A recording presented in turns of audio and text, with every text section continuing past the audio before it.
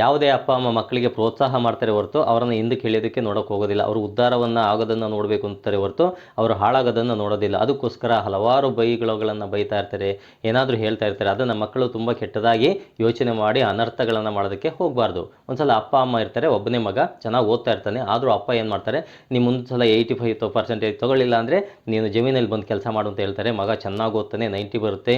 ಆಮೇಲೆ ಏನು ಮಾಡ್ತಾನೆ, ಸಾಕು ನೀನು ಓದಿದ್ದು, ನೀನು ಜಮೀನಲ್ಲಿ ಕೆಲಸ ಮಾಡು, ಇನ್ನೂ ಚೆನ್ನಾಗಿ ಓದೋದಿಲ್ಲ ಅಂತ ಹೇಳ್ತಾರೆ. ಹೀಗೆ ಓದ್ತಾ ಓದ್ತಾ ಓದ್ತಾ 95% ಬರುತ್ತೆ ಒಂದು ದಿವಸ ಏನಾಗುತ್ತೆ, ಮಗನಿಗೆ ಬೇಜಾರಾಗುತ್ತೆ. ನಮ್ಮ ಅಪ್ಪ ಯಾಕೆ ಈ ಥರ ಹೇಳ್ತಾ ಇದ್ದಾರಲ್ಲ, ನನ್ನನ್ನು ಹಿಂದಕ್ಕೆ ಹೇಳ್ತಾ ಇದ್ದಾರಲ್ಲ, ನಾನು ಓದೋದು ಇಷ್ಟ ಇಲ್ಲ ಅಂತ ಹೇಳ್ಬಿಟ್ಟು ಒಂದು ದಿವಸ ಅವ್ನು ನಿರ್ಧಾರ ಮಾಡ್ತಾನೆ, ಅಪ್ಪನನ್ನು ಸಾಯಿಸ್ಬಿಡ್ಬೇಕು ಅಂತ ಹೇಳ್ಬಿಟ್ಟು. ಒಂದು ದಿವಸ ಅಪ್ಪ ಅಮ್ಮ ಮಲಗಿರೋದನ್ನು ನೋಡಿಬಿಟ್ಟು ಮೇಲ್ಗಡೆ ಒಂದು ದೊಡ್ಡ ಕಲ್ಲ ತಗೊಂಡೋಗಿ ಅಟ್ಟದ ಮೇಲೆ ಕೂತಿರ್ತಾನೆ, ಅಪ್ಪನ ತಲೆ ಮೇಲೆ ಹಾಕಬೇಕು ಅಂತ ಹೇಳ್ಬಿಟ್ಟು.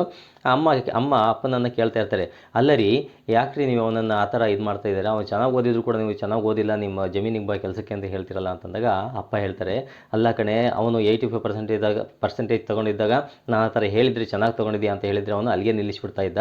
ಅದಕ್ಕೆ ನಾನು ಜಮೀನಿಗೆ ಬಾ ಅಂತ ಹೇಳಿದಾಗ ಅವನು ಇನ್ನೂ ನಾನು ಚೆನ್ನಾಗಿ ಓದಬೇಕು ಅಂತ ಆಸೆ ಬಂತು.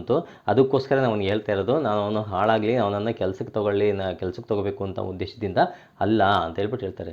ಅವಾಗ ಮಗನಿಗೆ ಅರ್ಥ ಆಗುತ್ತೆ, ಅಯ್ಯೋ ನಮ್ಮಪ್ಪ ನನ್ನನ್ನು ಪ್ರೋತ್ಸಾಹ ಮಾಡ್ತಾ ಇದ್ದಾರೆ ಅಂತ ಹೇಳ್ಬಿಟ್ಟು ಗೊತ್ತಾಗುತ್ತೆ. ಅವಾಗ ಅವನೇ ಮಾಡ್ತಾನೆ, ಕೆಳಗಡೆ ಬಂದು ಅಪ್ಪ ಅಮ್ಮನಿಗೆ ತಪ್ಪಾಯಿತು ಅಂತ ಕಾಲಿಗೆ ಬಿದ್ದು ನಮಸ್ಕಾರ ಮಾಡ್ತಾನೆ. ಹಾಗೆ ಎಲ್ಲರೂ ಕೂಡ ಒಂದು ಪ್ರೋತ್ಸಾಹವನ್ನು ಮಾಡ್ತಾರೆ, ಮಕ್ಕಳು ಅದನ್ನು ಅರ್ಥ ಮಾಡ್ಕೋಬೇಕಷ್ಟೇ.